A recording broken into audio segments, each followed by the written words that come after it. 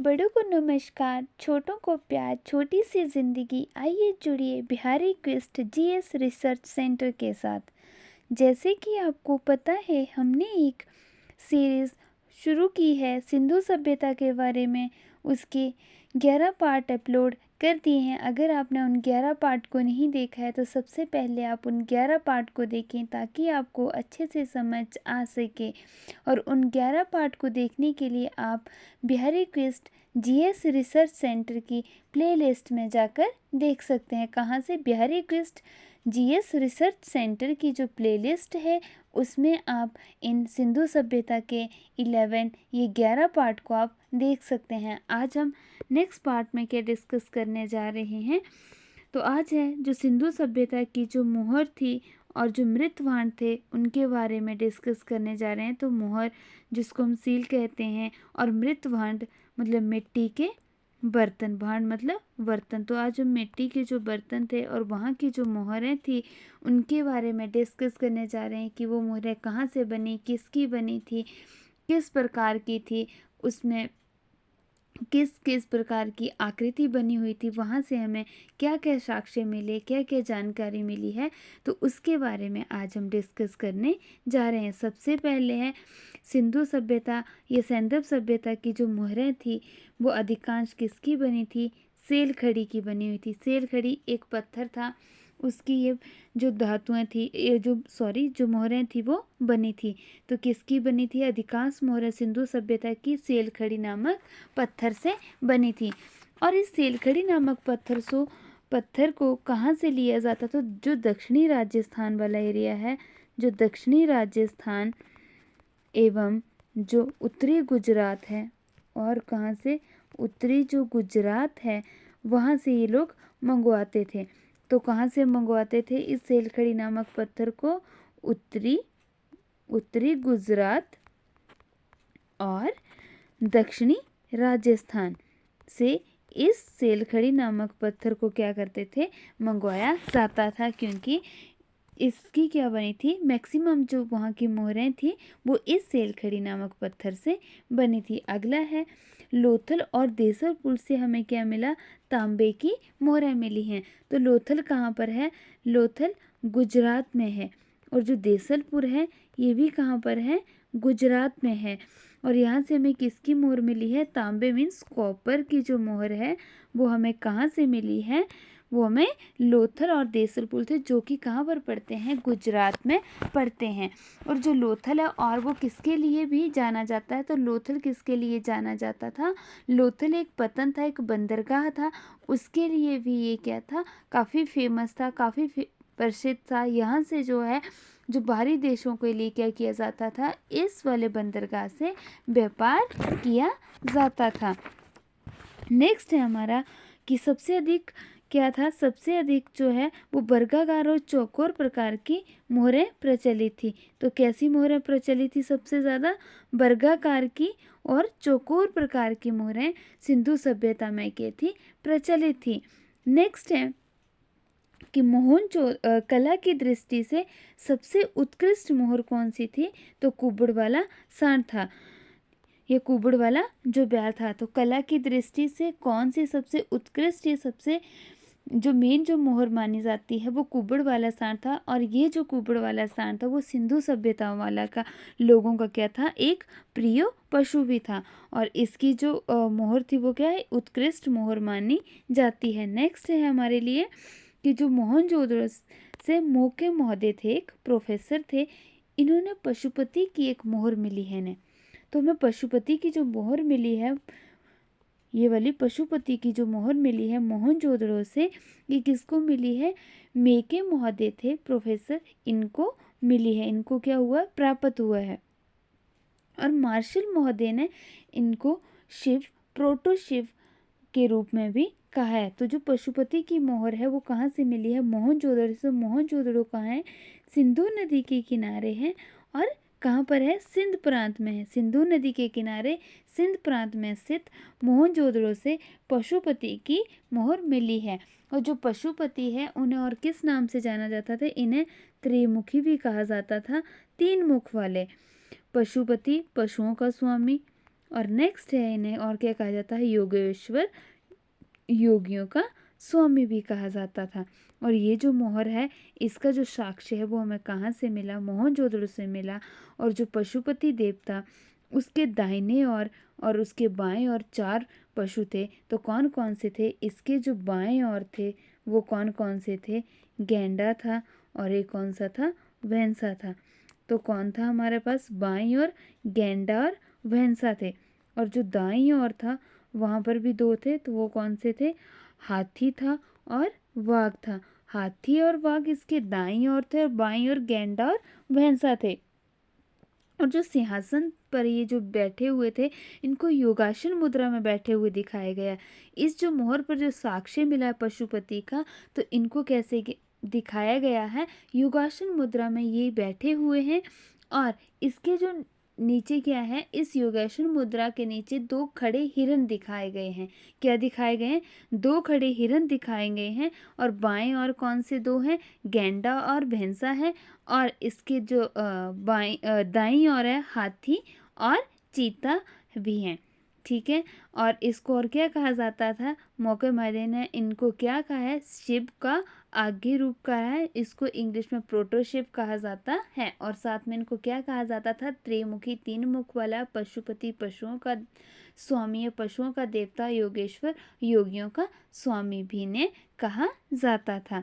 Next है, हमें लोथल से और क्या मिला है, मृतभांड मिला है, एक मिट्टी का बर्तन मिला है।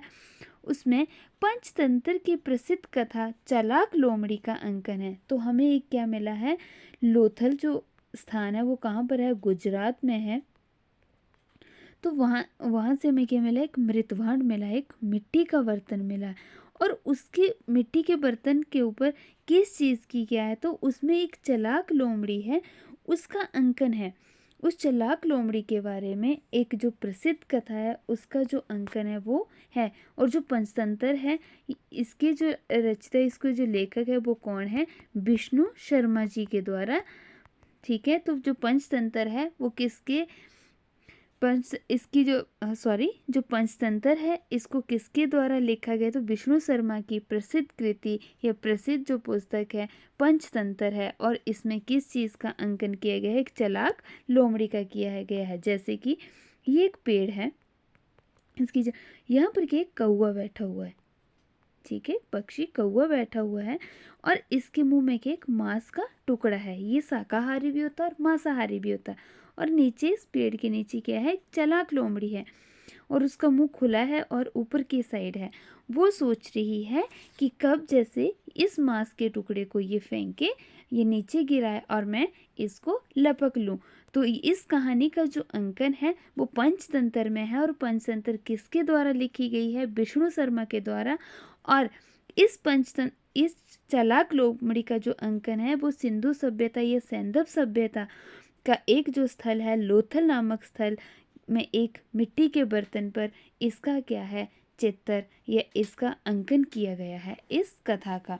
तो आई होप आपको ये समझ आया होगा। तो आज हमने क्या डिस्कस किया, मोहरों के बारे में किया।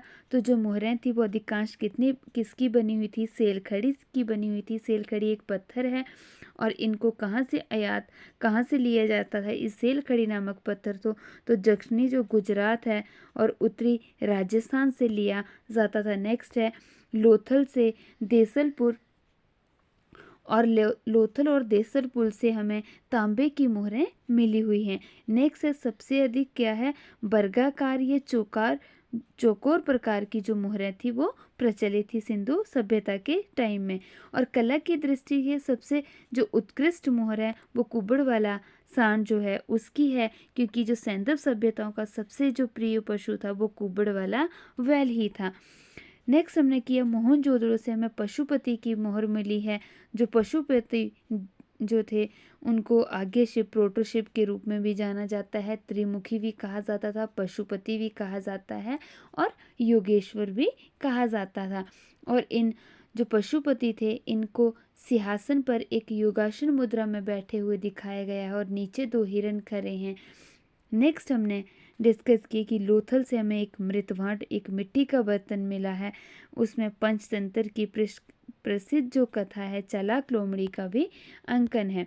नेक्स्ट अब हम आगे डिस्कस करेंगे सिंधु या सैंधव सभ्यता की जो आर्थिक स्थिति है वो किस तरह की थी, इनका जो आर्थिक जीवन था वो कैसा था। तो सिंधु सभ्यता का जो आर्थिक जीवन था इन लोगों का वो काफ़ी अत्यंत विकसित था। ये जीवन जो था इन लोगों का वो कृषि, व्यापार और पशुपालन पर आधारित था। तो सिंधु सभ्यताओं का जो जीवन था वो किस पर आधारित था? कृषि पर, पशुपालन पर और व्यापार पर। इन 3 चीज़ों पर ये इनका जो आर्थिक स्थिति थी वो निर्भर करती थी। सबसे पहले है सिंधु सभ्यता की, जो हम कृषि के बारे में डिस्कस करेंगे, इनकी कृषि के बारे में आज हम चर्चा करने जा रहे हैं। तो कृषि में क्या था, हमें कालीबंगा से क्या मिला है, एक साक्ष्य मिला है। वो क्या है? कूड़ रेखा का साक्ष्य मिला। क्या मिला हमें? कालीबंगा से कूड़ रेखा। कालीबंगा कहाँ पर है?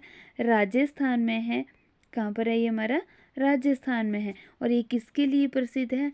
काली चूड़ियों के लिए, ब्लैक बैंगल्स के लिए भी इसको जाना जाता है। तो काली चूड़ियों के लिए किसे जाना जाता है? कालीबंगा को। और कहाँ पर है वर्तमान में? राजस्थान में है। तो यहाँ से हमें क्या साक्ष्य मिला है? यहाँ से हमें कूड़ रेखा का साक्ष्य मिला है। कूड़ रेखा या फिर जिसको हम हल रेखा भी कहते हैं, कूड़ रेखा या फिर जिसको हम और क्या कहते हैं? हल रेखा भी कहते हैं। जैसे कि अब हम मान सकते, जैसे ये है, जैसे हल चला रहे हैं खेतों में, तो इसमें क्या, बीच में क्या होता है, एक गहरी जैसी खाई बन जाती है और साइड साइड में यहाँ पर क्या आता है, मिट्टी उभरी हुई होती है। क्या आता है? साइड में मिट्टी क्या है? उभरी हुई होती है और बीच में क्या है? गहरी खाई की तरह बन जाती है। तो इस कूड़ रेखा का साक्ष्य हमें कालीबंगा से मिला है, जिसको काली चूड़ियों के लिए भी जाना जाता था। तो यह राजस्थान है वर्तमान में। यहाँ से हमें किसका साक्ष्य मिला? कूड़ रेखा का साक्ष्य मिला है। और ये भी माना जाता है कि एक ही खेत में क्या मिला? 2 कूड़ रेखा का साक्ष्य मिला है। और ऐसा माना जाता है कि एक समय में क्या थी?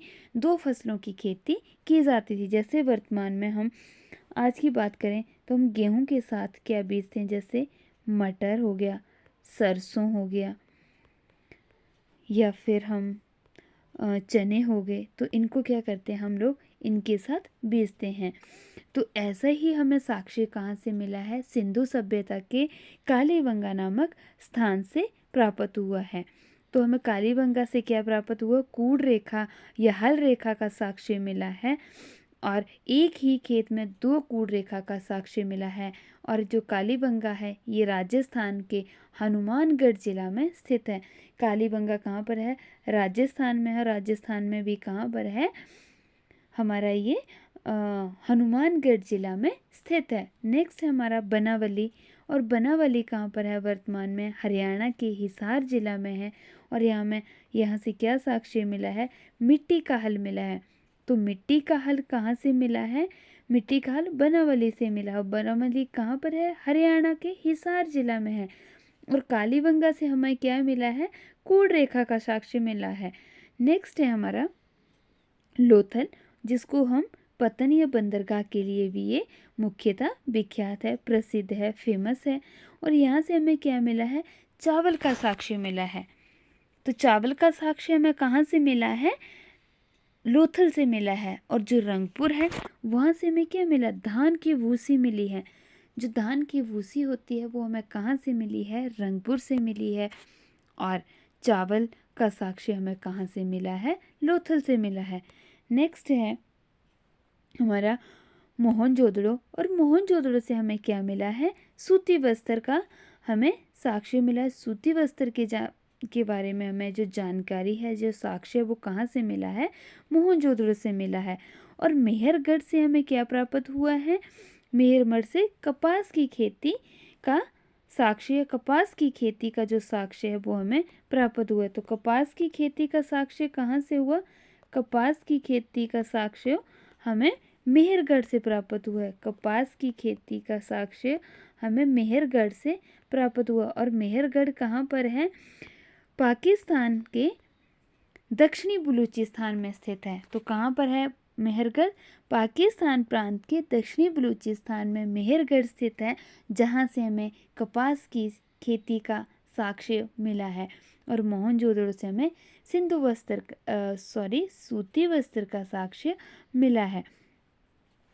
और जो हमें जो मोहनजोदड़ो से हमें कपास की खेती का जो साक्ष्य मिला है, तो ये जो मेहरगढ़ नामक स्थल है वो नियोलिथिकल जो युग था, ये नवपाषाण युग में, इससे पहले क्या था, हमें कपास की खेती का यहाँ से भी हमें साक्ष्य मिला है। तो पूरे भारत की नहीं, पूरे विश्व की जो कपास की खेती का जो हमें साक्ष्य मिला है वो कहाँ से मिला है? मेहरगढ़ से प्राप्त हुआ है। और जो कपास की खेती की जो शुरुआत है भारत में नहीं पूरे विश्व के लिए, वो कहाँ से शुरू हुई है? मेहरगढ़ से, नियोलिथिकल युग से, जिसको हम नवपाषाण काल भी कहते हैं। नेक्स्ट है हमारा सिंचाई के लिए। तो वर्तमान में जब हम सिंचाई के जो हमारे साधन है वो नलकूप हो गए या फिर नहरों के द्वारा करते हैं, और उस समय जो है वो सिंचाई कैसे थी? वर्षा के जल और कुओं के जल का प्रयोग होता था। पर वर्तमान में हमारे पास क्या है? काफ़ी रिसोर्सेज हैं अभी, तो हम उनका उपयोग करते हैं। जैसे ट्यूबवेल्स लगाए जाते हैं खेतों में, या फिर नल लगाए गए हैं, या नहरों के द्वारा सिंचाई की जाती है। परंतु उस समय सिंचाई के लिए दो ही मुख्य साधन थे, या तो वर्षा का जल या कुओं का जल का प्रयोग होता था। और जो सिंधु सभ्यता या सैंधव सभ्यता का सबसे जो प्रिय पशु था वो कौन सा था? कुबड़ वाला बैल था। और जो कुबड़ वाला बैल था, इसका जो साक्ष्य है वो एक मोहर मिली थी हमें। कहाँ से मिली थी ये मोहर? तो ये मोहर हमें सिंधु सभ्यता से ही मिली है। तो इसका जो साक्ष्य है वो उस मोहर पर भी प्राप्त हुआ है। और माना जाता है कि ये जो कला की दृष्टि से सबसे उत्कृष्ट मोहर थी कुबड़ वाला बैल या कुबड़ वाले सांड की। साथ में राणा घुंडई जो स्थान है वहाँ से हमें क्या मिला है? घोड़े के दांत का साक्ष्य मिला है। तो राणा घुंडई से क्या मिला है? घोड़े के दांत का साक्ष्य मिला है। और जो राणा घुंडई है वो कहाँ पर है?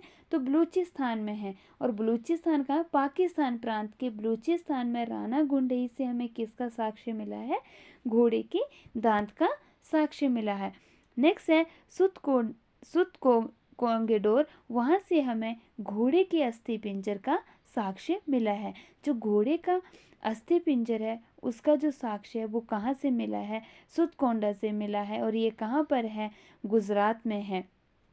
और जो सिंधु सभ्यता के जो लोग हैं वो किस चीज़ से परिचित थे? तो भेड़, बकरी, भैंस, कुत्ता, बिल्ली, गधे, ऊंट, हिरन आदि से परिचित थे। तो हमने क्या डिस्कस किया कि कृषि जो थी वो कृषि के क्या क्या साक्ष्य मिले, कृषि से संबंधित हमें क्या क्या जानकारी मिली। तो कालीबंगा से हमें क्या मिला? कूड़ रेखा का साक्ष्य मिला। और जो कूड़ रेखा या हल रेखा का साक्ष्य मिला। और जो कालीबंगा है वो राजस्थान में वर्तमान में हनुमानगढ़ जिला में है। और बनावली से हमें क्या मिला है? मिट्टी का हल मिला है। और बनावली कहाँ पर है? गुजरात में है। और बनावली जो है वो हरियाणा में है। और लोथल से हमें चावल का साक्ष्य मिला है। रंगपुर से धान की भूसी का साक्ष्य मिला है। नेक्स्ट है मोहनजोदड़ो से हमें सूती वस्त्र का भी साक्ष्य मिला है। और मेहरगढ़ से हमें कपास की खेती का साक्ष्य मिला है। सिंचाई के लिए वर्षा का जल या कुओं के जल का प्रयोग किया जाता था। और सैंधव लोगों का सबसे जो प्रिय पशु है वो कौन सा है? कुबड़ वाला बैल है। और कला की दृष्टि से सबसे उत्कृष्ट मोहर कुबड़ वाले सांड या बैल की है। राणा घुंडई जो कि बलूचिस्तान में है, यहाँ से हमें घोड़े के दांत का क्या मिला है? साक्ष्य मिला है। और घोड़े के अस्थि पिंजर का जो साक्ष्य है वो सुतकोंडा से मिला है जो कि गुजरात में है। और सिंधु सभ्यता के लोग भेड़, बकरी, भैंस, कुत्ते, बिल्ली आदि, हिरन आदि से परिचित थे। आई होप आपको ये वीडियो पसंद आई होगी। अगर वीडियो पसंद आई है तो आप लाइक, शेयर एंड सब्सक्राइब करें। Thank you.